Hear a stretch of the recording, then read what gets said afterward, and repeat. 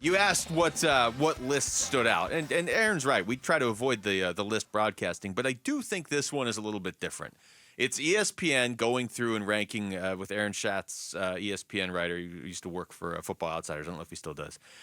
Ranking NFL teams under 25 talent around the league. Okay. Okay. And what they do is, they put it all together. I'm not going to read you all the methodology. There is a lot, but the part that I like is it shows where they were ranked last year. Because specifically, like if you're the Chiefs, who cares? You just won the Super Bowl, and the year before that you won the Super Bowl, and this year you're trying to win the Super Bowl. So do you really care what your under 25 talent is? Like you don't. You win the Super Bowl in the Kansas City Chiefs. Yes. Your logic is sound. But if you are a younger team like the Cardinals, I don't know, I read a little more into this. And so I'll tell you where they have them on this list. A year ago, they had them 28th out of 32 teams.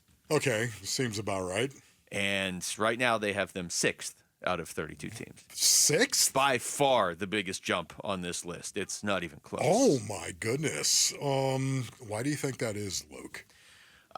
Because of Monty Ossenfort. Different producers maybe sitting around the table, Maybe. different conversation that is going on right now, new faces, or is it a situation where they're looking at what Monty Ossenfort and the Arizona Cardinals have done over the last 2 seasons? Actually, the Rams, they have making a huge jump on this list, too. Really? Up to number 8, yeah. But who cares about them? For the Cardinals, they look, when Monty Indeed, who Ossenfort... cares about the Los Angeles Rams? Not like they go to the playoffs every single year. Exactly. And Jonathan Gannon and that whole staff and that whole new regime come in a year ago. It wasn't even just like, hey, the cupboards are bare. There was some talent here, and those guys like Budda Baker and Jalen Thompson, Kyler and James Conner, and some of these other guys have stayed over. But for the most part, they had to tear this roster down, and they've done that and replace essentially like 2/3 of this roster in the span of about 12 months. And not only have they done it, they've done it to pretty high acclaim, not just from ESPN. But I'm just using ESPN as the example here because they have an actual system they're using to rank this.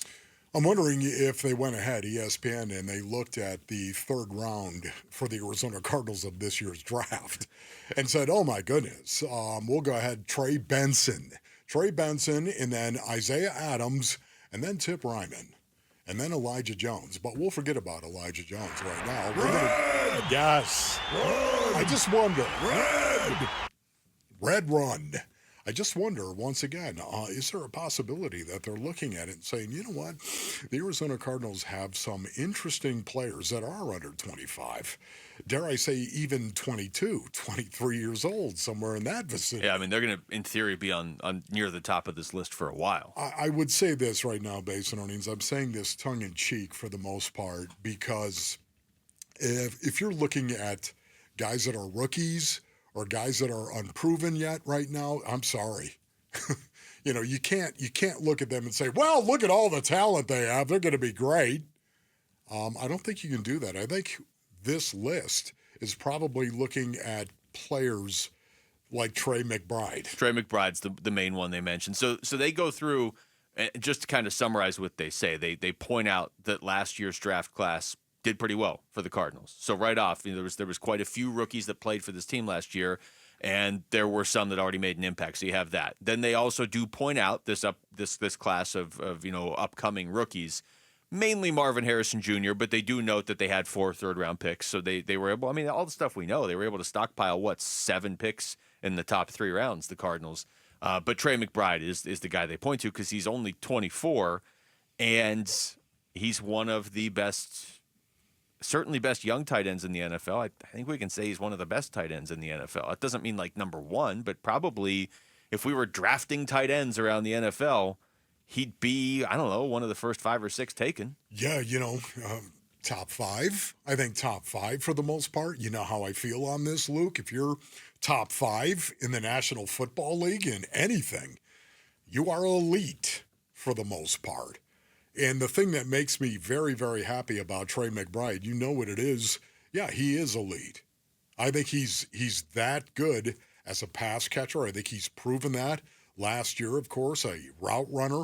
I think he's going to be a target once again for Kyler Murray in a big way this season, especially going into this season. But my goodness, the fact that he was as good as he was in terms of rundown situation and holding up at the point of attack, man, that is going to open up a world of goodness for Trey McBride and Kyler Murray when it comes to play action. Yeah. Yeah, a lot of this hinges on Trey McBride. A lot of what they're trying to do this season hinges on Trey McBride. So I thought this was interesting because, yeah, there's all the different, who has the best interior defensive line? Like, we'll find out, right? I mean, but something like this is more of it's not about winning the offseason because, okay, Houston's number one on this list, and it's not hard to figure out why. Yeah. They drafted C.J. Stroud, Will Anderson last year, and they both went off. So it makes sense that Houston's number one on this list. Detroit's 2. Chicago is 5. Like, teams that you look at and say, especially, I would say Houston, Chicago, and Arizona, to me, are 3 of the most interesting young teams in the NFL. Why do you say that? Just because they should be teams on the rise. I think they're legitimately teams on the rise. I mean, Houston already rose. They were already in the playoffs last year, so maybe it's not fair to put them in the same group, but I still view them as like an up-and-coming team. Is it okay if I just go ahead and make the Texans prove it one more year? Is that okay if I put them in the prove it category? I knew you were going to say that. Yeah. And I'll say this. C.J. Stroud, I'm a believer. Yeah. But Houston, yeah, you're going to have to prove it again as a team in the AFC. Yeah, I'm with you on this. I don't think they're a lock to make the playoffs. First of all, I love the kid. I absolutely love C.J. Stroud, the kid. For me, though, he's going to have to prove it as well. I'm sorry. I'm putting him in the prove it category as well. We've seen guys come into the league and have incredible rookie seasons. We've seen it before and then kind of fade. I'm not saying that that's going to be C.J. Stroud, and he was so impressive. And I certainly am not going to root against him because I have an opinion about him, ladies and gentlemen. I'm not going to root against him. I'm rooting for the kid.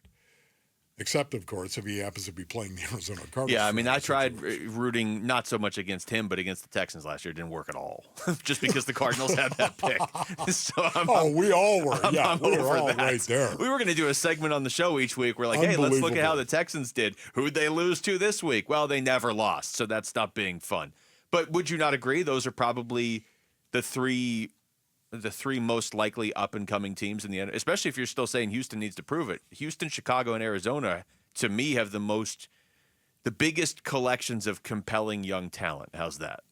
Yeah, no, it's well said. For me, once again, I am like a kid in a candy store, man. I really am. In terms of this offense for the Arizona Cardinals, I cannot wait.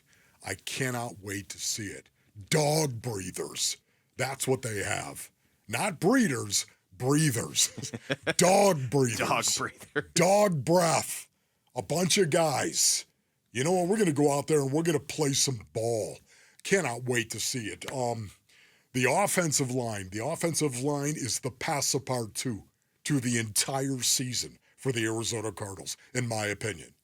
The key that unlocks all locks for the Cardinals is going to be the offensive line. And this is something I know you guys have talked about in regard to the offensive line and the offensive line rankings that some entity came out, some list of broadcasting came out. Was it Pro Football Focus? Oh my goodness. Just before you go down this path, I'd just know like who to it was. talk about that. We're going to talk about it later on in the show. Are we? They have, I don't know, maybe not. I haven't looked at the sheet. They have 3 NFC West teams in the top 10. So just, again, it doesn't matter exactly where they're ranked, but it is it's like looking at prospect rankings in Major League Baseball, like who's got the best farm systems. This is essentially farm systems in the NFL, and they have the Cardinals at 6, they have the Rams at 8, and the Seahawks at 10. Look, let's just hope some of these young guys go out and bust a grape, right? I would say the Cardinals, more than some of these teams on this list, have already had some of these players actually go out there and play and do stuff. Thanks for watching Wolf and Luke. Tap to see more and click the button in the middle to subscribe to Arizona Sports.